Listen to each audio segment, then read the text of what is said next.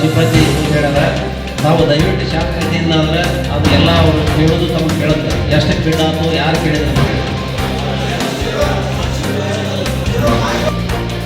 ಗುಂಡಪ್ಪ 4,500.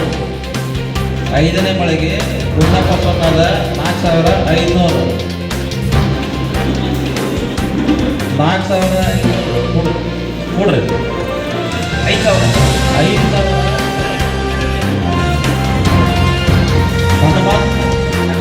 ಕಟ್ಟೋಳಿ 5,000.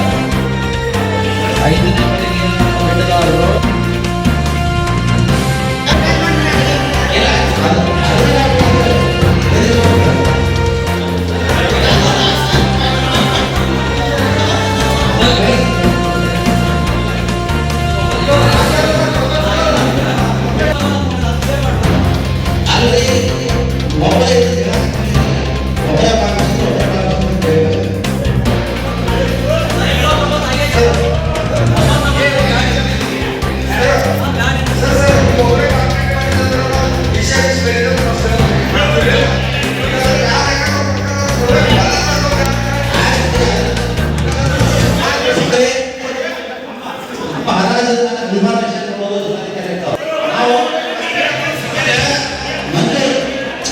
ಮಂಜೂರಾತಿ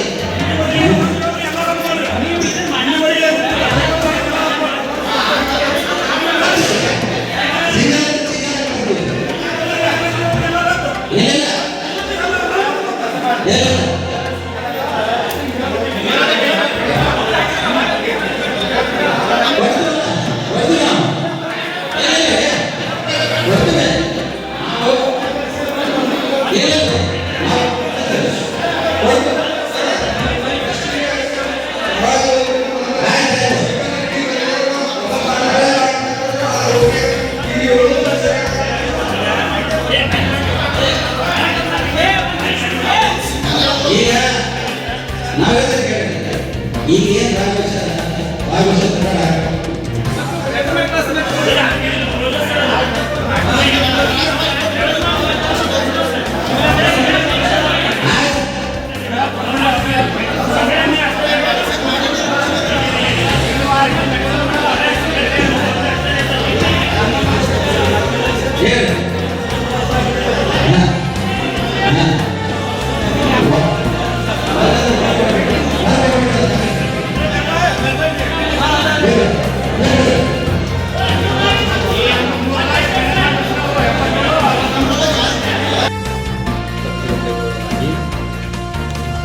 ಸರ್ಕಾರ ನಿಗದಿಪಡಿಸಿದ ಮಳಿಗೆಗಳಲ್ಲಿ 38ರಲ್ಲಿ ಒಂದು ಪರಿಶಿಷ್ಟ ಪಂಗಡ, 6 ಪರಿಶಿಷ್ಟ ಜಾತಿ, 1 ವಿಕಲಚೇತನರಿಗೆ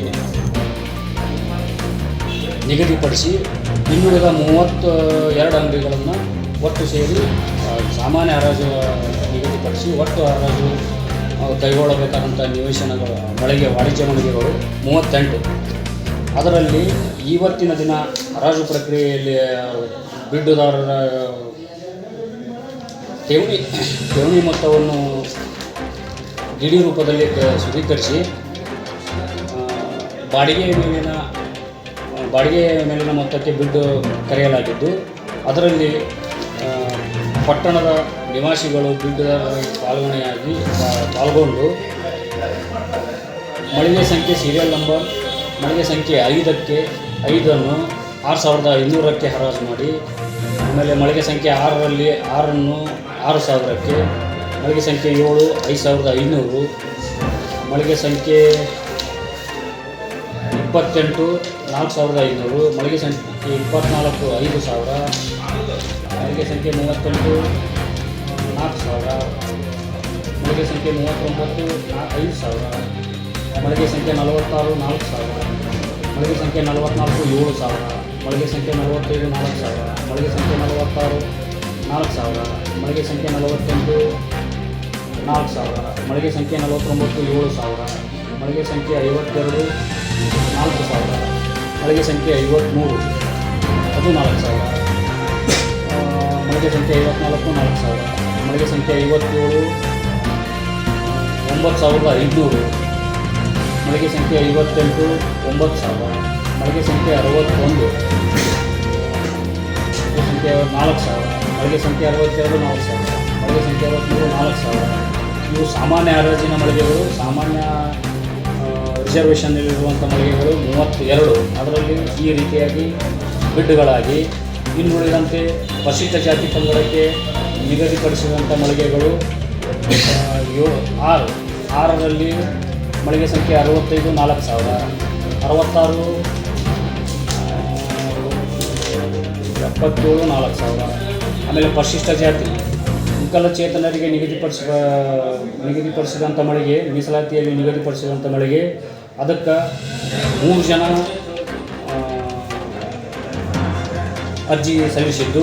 ಅದರಲ್ಲಿ ಲಾಟ್ರಿ ಮುಖಾಂತರ 2019ರ ಗೈಡ್ಲೈನ್ಸ್ ಪ್ರಕಾರ ವಿಕಲಚೇತನರಿಗೆ ನಿಗದಿಪಡಿಸಿದಂಥ ಮಳಿಗೆಯನ್ನು ಲಾಟ್ರಿ ಮುಖಾಂತರ ಎತ್ತಿ ಬಸಪ್ಪ ಚೌಧರಿ ಎಂಬುವವರಿಗೆ ಸರ್ಕಾರಿ ನಿಗದಿಪಡಿಸಿದ ಮೊತ್ತಕ್ಕೆ ಅವರಿಗೆ ಹಂಚಿಕೆ ಮಾಡಲಾಗಿದೆ. ಒಟ್ಟು 38 ಮಳಿಗೆಗಳಲ್ಲಿ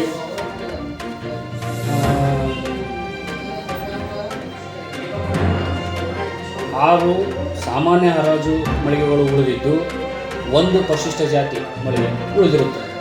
ಒಟ್ಟು ಈ 6 + 1 7 ಮಳಿಗೆ ಉಳಿದು ಟೋಟಲ್ 38ರಲ್ಲಿ 31 ಮಳಿಗೆಗಳು ಇವತ್ತಿನ ದಿನ ಪಟ್ಟಣ ಪಂಚಾಯತಿ ಮಳಿಗೆ ಸಂಖ್ಯೆಯಾಗಿ ಹರಾಜು ಪ್ರಕ್ರಿಯೆ ಮುಗಿದಿರುತ್ತದೆ. ಈಗ 44,223